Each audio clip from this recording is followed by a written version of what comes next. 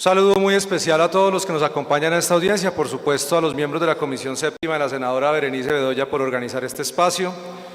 Necesito hacer una aclaración porque se dijo algo presentando este panel, y es que el tema de las licencias genera preocupación porque afecta el patrimonio de las empresas. No es así.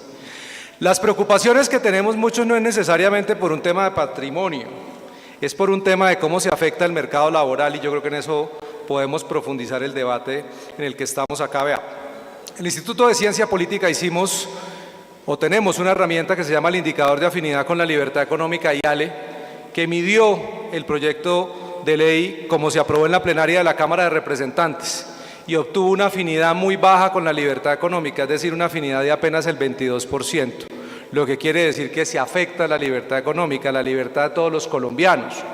El texto incluyó disposiciones que no estaban en la versión aprobada en la Comisión Séptima, las cuales aumentan la inflexibilidad del mercado laboral, estableciendo mayores barreras para la creación de empleo y la formalización. Y ese es un debate que hay que dar. No sé por qué se trata de simplemente poner esto en términos de sí derechos y no derechos. Se trata de cómo mejoramos el entorno del mercado laboral colombiano para que haya más formalización.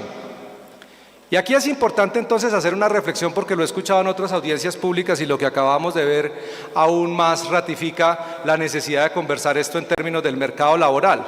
Y es que por definición el mercado es un espacio para el intercambio. Por lo tanto, cuando hablamos de mercado laboral, de lo que estamos hablando es un intercambio de trabajo físico-mental a cambio de un salario, de una compensación en especie. Como en cualquier mercado, hay una oferta, en este caso los trabajadores, una demanda, que es la que hacen las empresas, y un precio, que es el salario. Si queremos que el salario medio suba por encima del mínimo, eso no se logra por decreto, eso se logra aumentando la demanda laboral. ¿Y cómo se logra aumentar la demanda laboral? Pues eliminando las barreras para emprender y facilitando la contratación formal. Sin empresas no hay empleo, y sin empleo no hay salarios. Mucha oferta laboral presiona los salarios a la baja y mucha demanda al alza. Cada mercado laboral, por supuesto, es diferente, porque no es lo mismo el mercado de obreros de la construcción que el de médicos pediatras en Colombia. Y este debate tiene que darse con cifras y humanizarlo. Ya muchos han mencionado las cifras de informalidad por encima del 55.8%, pero eso equivale a 13.12 millones de personas que están en la informalidad. En centros poblados y rural disperso, la informalidad entre octubre y diciembre del 2024 fue del 82,84%, que contrasta con el 48,84% en las cabeceras del país, algo que debería escandalizarnos. De los 13,12 millones de informales, 12,4 están empleados en microempresas, es decir, la microempresa tiene un 84,58% de informalidad, mientras que la pequeña empresa, el 21% de las personas ocupadas están en la informalidad. En Colombia existe una movilidad importante entre la subocupación y la desocupación, y además el empleo tiene una importante componente estacional caracterizado por un aumento del desempleo a inicios del año y una disminución paulatina en los meses subsiguientes, lo que sugiere que un importante sector de la fuerza de trabajo no cuenta con empleos estables y de calidad. La tasa combinada de desocupación y subocupación fue del 16,1% en diciembre del 2024. Las medidas que propone la reforma laboral condenan a millones de personas a seguir viviendo en el autoempleo, la subsistencia y el rebusque. Sumado a otras barreras que enfrenta el país, contribuye a mantener estancado el tejido empresarial, que ya se ha dicho aquí es del 93% de MIPYMES. Es que estamos dando un debate como si Colombia tuviera una enorme cantidad de empresas grandes. Estamos hablando de MIPYMES, ese es nuestro tejido empresarial, lo que imposibilita, por supuesto, que los emprendimientos y los pequeños negocios crezcan. La dignidad, y estoy de acuerdo con el joven que lo planteó y quienes han hablado de dignidad, creo que este es un debate no solamente de cifras, sino también de dignidad. La dignidad es que pueda haber empleo formal, empresas formales, emprendimientos que crezcan. La dignidad es la libertad de elegir, y también que nadie tenga que pagar el costo de mis decisiones y elecciones, que no me vuelvan dependiente de nadie. Dignidad es la posibilidad de ser un técnico y un profesional que logra participar en el mercado laboral de manera eficiente. Eso enriquece a todos, no solo a una parte de la población como lo quieren hacer ver. Mientras el mundo avanza en propuestas para flexibilizar el acceso a beneficios sin encarecer el empleo, en Colombia seguimos atrapados en reformas que hacen lo contrario: más regulación, más costos y menos oportunidades para quienes quieren trabajar.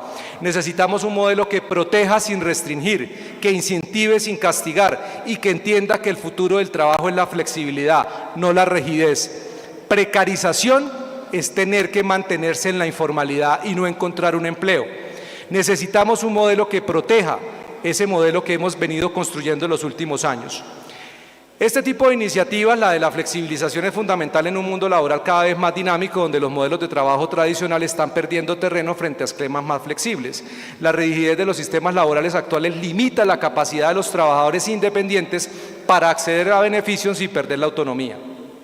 En el caso de Colombia, donde el emprendimiento y el trabajo independiente son cada vez más comunes, la discusión debería centrarse en cómo garantizar que estos trabajadores accedan a beneficios sin forzarlos a una estructura laboral que encarece los costos y reduce oportunidades.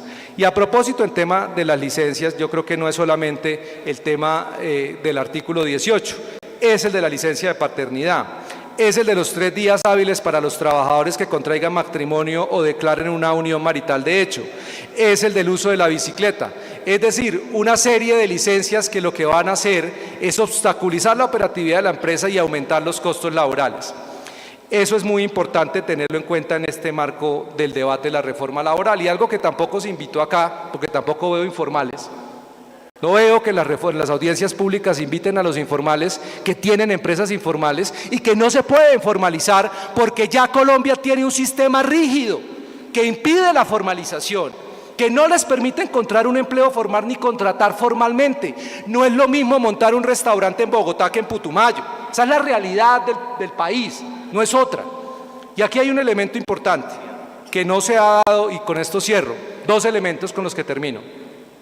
En buena hora en la Cámara de Representantes se eliminaron los artículos 31 y 32 sobre el sector rural y esperamos que, y le pediría a la senadora Berenice y a los miembros de la Comisión Séptima que no permitan que esto se reviva en la Comisión Séptima del Senado. Las reformas deben responder entonces a la realidad del mercado laboral colombiano y no imponer cargas que desincentiven la contratación y profundicen la informalidad. El crecimiento del empleo formal no se logra con más regulaciones y costos para las empresas, sino con incentivos que faciliten la contratación y fortalezcan el sector productivo. Esto no es un tema de ricos llorando, como lo decía uno de los carteles que tenía alguien atrás. Esto es un sistema en el que necesitamos un mercado laboral en el que las personas puedan dedicarse a crear valor.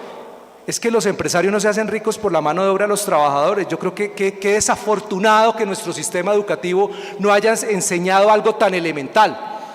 El valor es subjetivo y las empresas venden en la medida que crean valor y la mano de obra se paga y se remunera bien cuando contribuye al proceso de creación de valor. Per se la mano de obra no crea riqueza.